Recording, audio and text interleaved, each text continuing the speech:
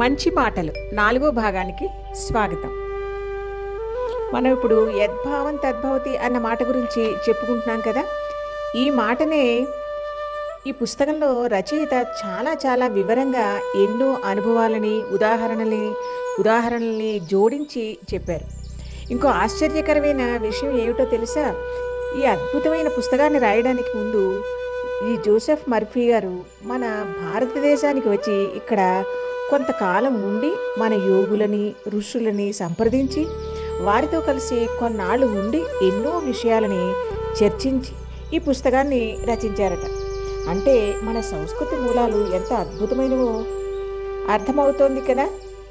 యద్భావం అన్నదే ఇక్కడ కీలకమైన అంశం. ఆ భావాన్ని ఎంత గాఢంగా ఎలా చేయాలన్నదే మనం ముందు తెలుసుకోబోతున్నాం. ఈ సబ్కాన్షియస్ మైండ్ యొక్క అద్భుత శక్తి మనలోని అనేక శారీరక బాధల్ని, శారీరక సమస్యల నుంచి, మానసిక సమస్యల నుంచి విముక్తి పొందేలా చేయగలదట. మనసు ప్రశాంతంగా ఉంటే కొన్ని శారీరక సమస్యలు ఆటోమేటిక్గా తగ్గిపోతాయి. ఇది వైద్యశాస్త్రం కూడా చెప్పే మాటే. ఒకే ఒక మాట అండి, క్లియర్గా చెప్పాలంటే, స్పష్టంగా చెప్పాలంటే, ఈ సబ్కాన్షియస్ మైండ్ మిమ్మల్ని మళ్ళీ బలంగా శక్తివంతంగా తయారు చేయగలదు. ఇది మనకి చాలా కావాల్సింది కదా.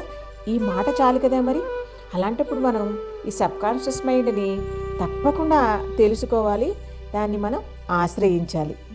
మనకు కావాల్సిన మాటలన్నీ దానికి చెప్పుకుని దాని చేత మనం తప్పకుండా పని చేయించుకోవాలి. మనలో లోపల దాగి ఉన్న ఈ అద్భుత శక్తిని ఎలా ఉపయోగించుకోవాలో నేర్చుకోవటం అన్న ప్రక్రియలో మనని మనమే భయం అనే బందిఖానా నుంచి విడుదల చేసేసుకోవచ్చు అన్నమాట. ఈ సబ్కాన్షియస్ మైండ్ చేసే అన్ని పనుల్లోకి అద్భుతమైనది, అనేక సార్లు నిరూపించబడినది పర్సనల్ హీలింగ్, సెల్ఫ్ హీలింగ్ అంటున్నారు రచయిత. అంటే ఎవరికైనా శారీరక రుగ్మతలు, రోగాలు ఉంటే వారంతటి వారే కొన్ని భావాలని తమ సబ్కాన్షియస్ మైండ్కి పంపిస్తూ ఆ రోగాన్ని నయం చేసుకోవచ్చునన్నది ప్రథమ స్థానంలో ఉందిట ఈ సబ్కాన్షియస్ మైండ్ చేసే అద్భుతాల్లో. ఈ పుస్తకాన్ని రచించిన రచయితకి ఒకప్పుడు భయంకరమైన క్యాన్సర్ లాంటి వ్యాధి సోకిందట. తన సబ్కాన్షియస్ మైండ్ యొక్క పవర్ని ఉపయోగించి ఆయనే సొంతంగా ఆ వ్యాధిని తగ్గించుకున్నారట.